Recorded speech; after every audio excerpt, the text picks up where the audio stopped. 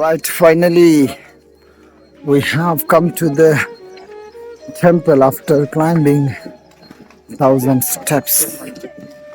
So we can see there are small temples, and there are many people who have constructed the houses here. ಇಲ್ಲೇ ಮೇಲ್ಗಡೆ ಗುಡ್ಡದಲ್ಲಿ ಮನೆ ಕಟ್ಕೊಂಡಿದ್ದಾರೆ.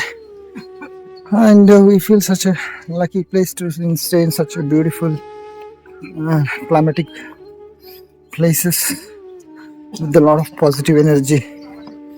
ಚಾಮುಂಡಿ ತಾಯಿಯ ಆಶೀರ್ವಾದದೊಂದಿಗೆ ಆ ಬೆಟ್ಟದ ಅಡಿಯಲ್ಲಿ ಮನೆ ಕಟ್ಕೊಂಡು ಜೀವನ ಮಾಡೋದು ಇಟ್ಸ್ ಒಂಥರ ಅದೃಷ್ಟನೇ ಅಂತ ಹೇಳ್ಬೋದು.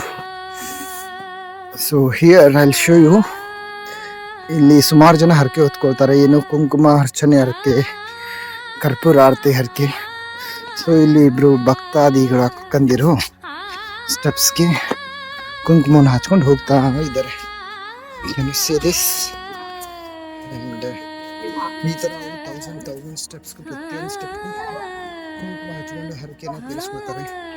ಸೊ ಮೇ ಬಿ ಅವರು ಏನು ಹರಕೆ ಆಗುತ್ತೋ ಗೊತ್ತಿಲ್ಲ, ಬಟ್ ನಾನೊಬ್ಬರಿಗೆ ಕೇಳಿದೆ, ಮದುವೆ ಆಗದೆ ಇರೋರು ಈ ಥರ ಹರಕೆ ಹೊತ್ಕೊಂಡು ಪ್ರತಿ ಸ್ಟೆಪ್ಸ್ಗೆ ಹಚ್ಕೊಂಡ್ರೆ ಒಳ್ಳೆ ಗಂಡ ಸಿಗ್ತಾನೆ ಅಂತ ಹರಕೆ ಹೊಚ್ಕೊಳ್ತಾರೆ.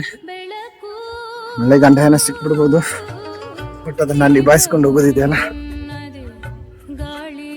It's up to them. Everybody has their own experiences.